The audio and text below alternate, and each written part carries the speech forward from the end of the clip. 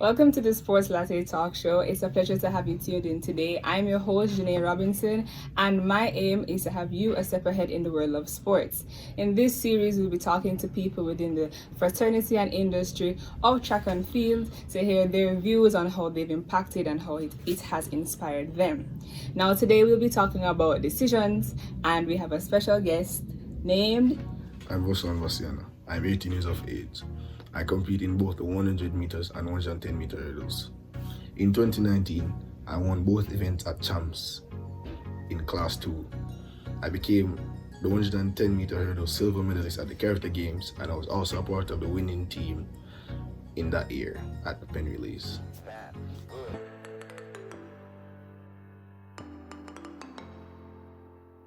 So, welcome, Vashaun.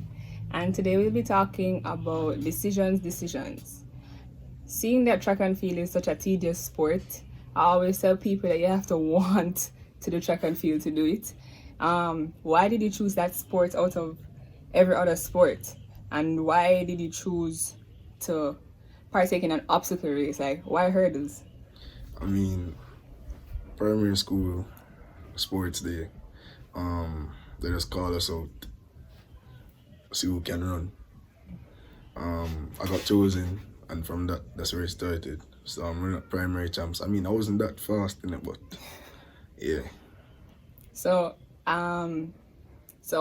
primary school, we found out that, you want the track and field. Yeah, that's also where I started hurdles. Oh, really? Yeah, I wasn't that fast, like, into making the 100 meters.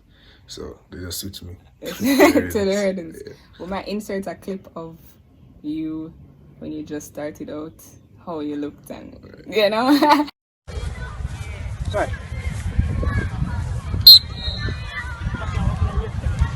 Close to the top.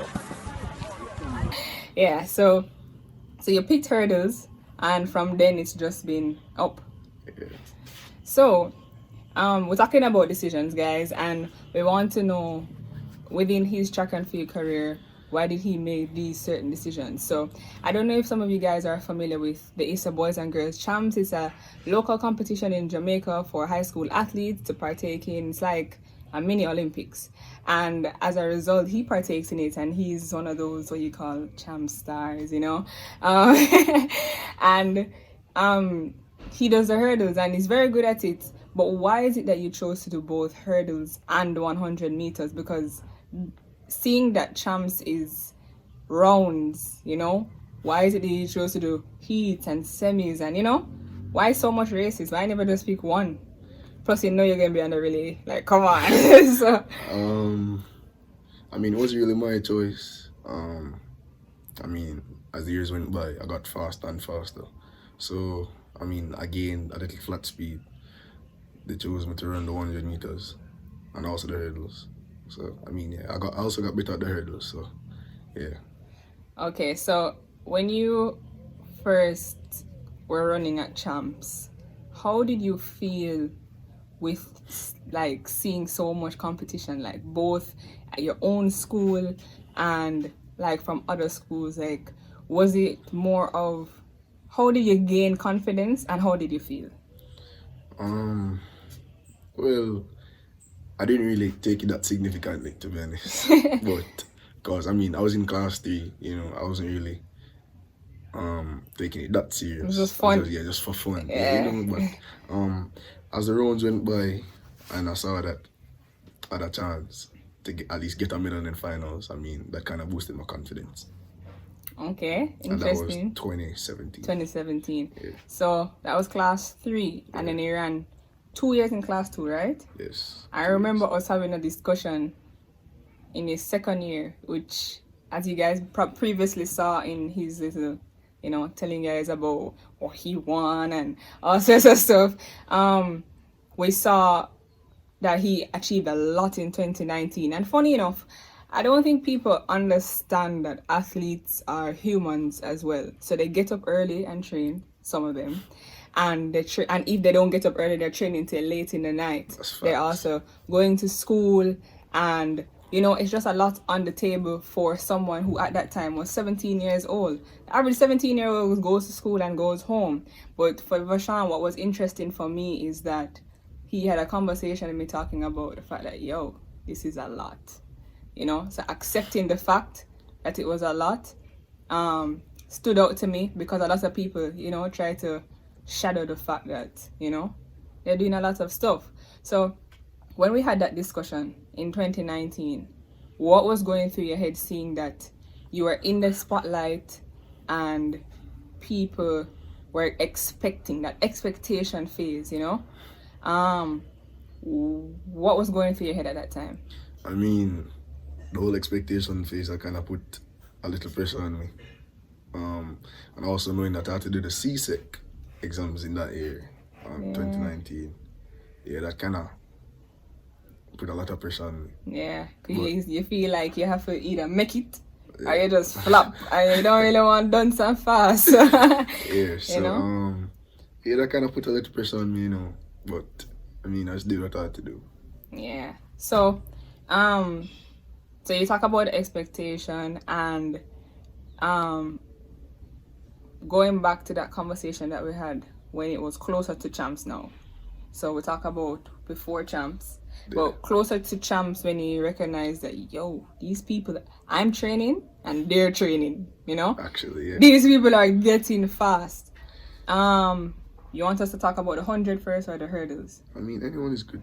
Okay, so I remember when we were talking about the 100, I literally said to Vashaun, say, make up your mind if you want to win or you don't want to win.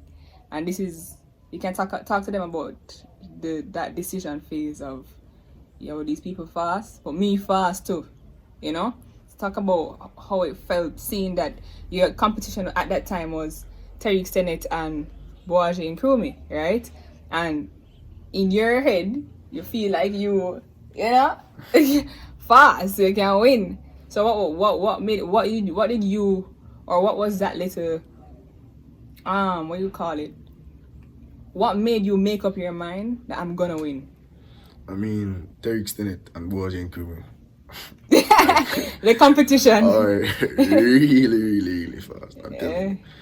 But looking back at when I started training for Champs 2019 in like August, September, I was like, there's no way. Like I train every day, you know, train every day, just to, like not win. Not win. You know. What happened at that? What was the meet that? Yeah, at the Milo event. It was Milo, not Milo. At GC Foster. Digital Grand Prix. Digital Grand Prix. I remember at that time Stennett had beat him, and it was like a big thing. It was literally like, yo, Vashaun, you wash up. Yeah. But what did you do? Did that fuel you or did it discourage you, or both? I mean, both actually. Cause looking back at it, every track meet I went to, going up to the Digital Grand Prix, I actually won. You know. So for me, winning, then just like end that. The Digital Grand Prix ended my win streak. Winning streak. I mean, it kinda threw me off. My coach, he just told me what to do when I went wrong in the race. I just went back and fixed what I needed to fix. So that happened at Grand Prix, and then we moved to champs, right? So we're talking about the 100 right now. We'll go into hurdles a little bit later, but going into champs at the 100 meters, so you know at this point you're literally at the top of the game. It's either or with these two people, because the fact of the matter is, if you win it all season, Stennett must feel away, you know? Yeah. So what is it? He wants to step up his game now, and he did it at Grand Prix. Yeah. So now you guys are literally the hot topic for champs. So let's hear the perspective of someone in that position, being the hot topic. What is it that, you know, you felt at that point? I mean, as I said before, that came with a lot of pressure. You know, people have high hopes, high expectations for you. So, you know, they actually expect you to deliver. So, that came with, I'm telling you, that came with a lot of pressure. Yeah. And you came out and you won. You won. Yeah. Right? So, congratulations again. Thank you. And it didn't end there. We go to the hurdles at Champs and similar winning streak, right? But the only difference is that the winning streak lasted till Champs, right? So we'll insert clips of both the 100-meter and the 110 hurdles and his victory in both of them.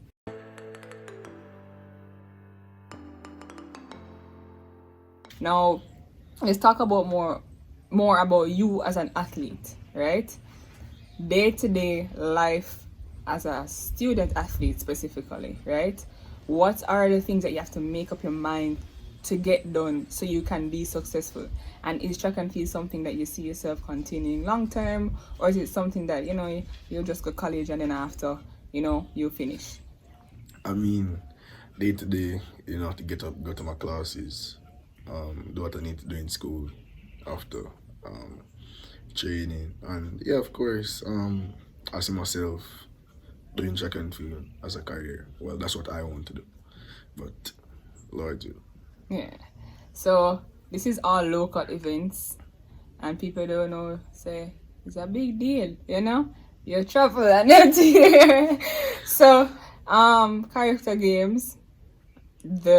Now we already talked about local pressure and expectation. Okay, so seeing that there was so much expectation from local supporters and local fans and everybody local, you moved on in April of 2019 and you went to character, and your rival at that time wasn't even anybody abroad. It was your teammate, Rashid Brabel. So how was it were you comfortable with knowing that your rival was your teammate, or? I mean, yeah, of course, because we push each other in training, and I mean, obviously he's a better one. He teach me things I didn't even know, So yeah, I was actually comfortable with him being my rival. So you made up your mind that you're still aiming to win. Yeah. But if you don't, you're comfortable with losing to your teammate. Only. As long as it's 1-2, anyway. Right. So, as you guys can see, that year was a lot for Vashaun, and then right after that was Pens, right? So. And then Mexico. Oh yeah, Pens. Yeah. So you went to Pens on this high streak because, he won at Champs, silver medal at character. So you come back home, I didn't know Vashaun, right? So what was it like going to Pens now in this high streak? Because you guys have like a 1 week gap from character to Pens, right? 1 day. 1 day? Yeah. Oh, that's crazy, right? So you can literally see that he is functioning like a professional athlete, right? So, how was it at Pens? Was that more of a calmer vibe, seeing that you're back around the same people, or more? Definitely not, because Pens, it's like you can get anybody to make a relay team. And the year before, we actually went out there with a class 2 team. That was 2018.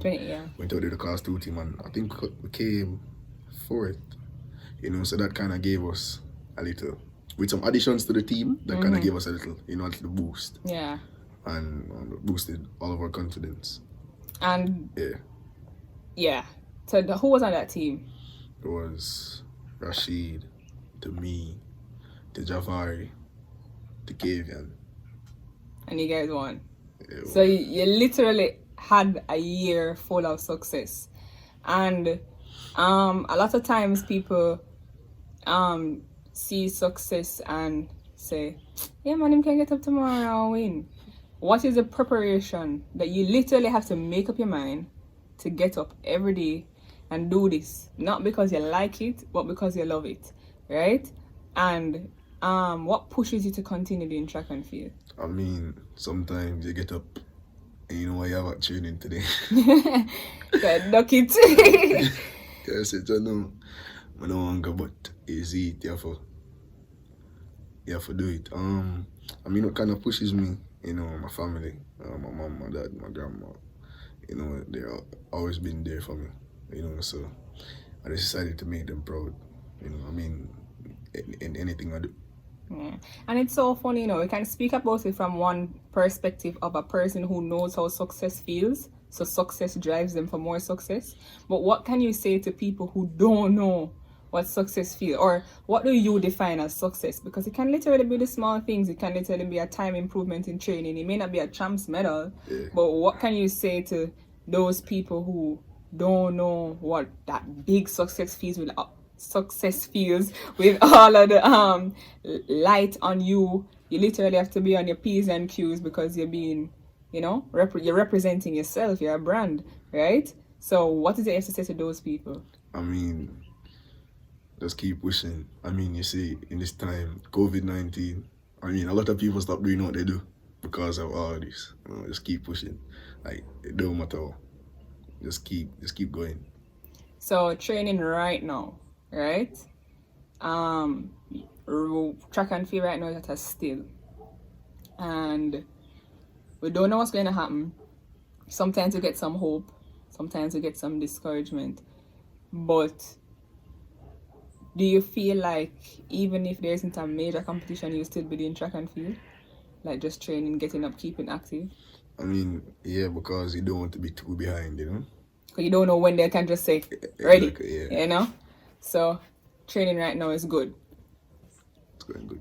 Okay, so we've seen his athletic career. We've heard him talk about his day-to-day life as an athlete, and we see that he has made conscious decisions to continue doing well. Success seems like a priority for Vashaun, Vascianna, and I hope it can inspire all of those people out there who are doing hurdles, throws, jumps, anything, right? That any little improvement that you make, I would say call that your success, and let success drive success. Make a conscious decision to want to do well, right? Don't settle for mediocrity, right? That's the word? Mediocrity.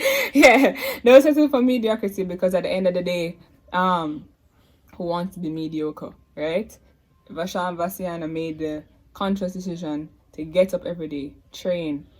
Don't listen to the people out there that, because you have a lot of people who on your wagon, off your wagon, on your wagon, off your wagon during this season, right? So you have a lot of people who are doing that he didn't make, that get the best of him, right? And even in his season, we can see that when he was defeated, he can acknowledge that he's defeated and continue to work hard. So I hope you guys can take the tiny lessons from his talk and go out there and be great, right? So thank you, Vashaun, for coming today and talking to us about decisions and your decision to do well and continue to do well on this journey. It's just started, right? And yeah, so we have a lot to see. Yeah. Thank you guys for tuning in to our episode on decisions with Vashaun, Vascianna. It was very informative, and I hope he taught a lot of athletes out there, or a lot of aspiring athletes out there, some lessons on why you have to make a conscious decision to continue to do well and continue to get up and strive for success. We'd like to thank our sponsors, Frankie Music Studios, located at 111B Malines Road. You can go there for all of your recording needs in music. We also like to thank Zenful Beauty Essentials for sponsoring this episode. You can find them on Instagram at Zenful Living, which is a podcast streamed on all platforms, Zen by Abe's, which is a mobile nail service, and Zenwick, which offers candles. We hope you guys stay tuned, like, share, comment, and subscribe to this channel, and see you later.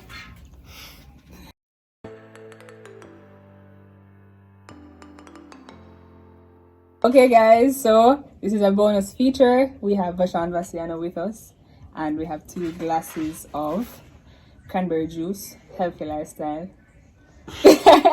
So the competition is to see who can finish the cranberry juice first. Will it be the guest or will it be the host? Ready? On your mark, get set, go.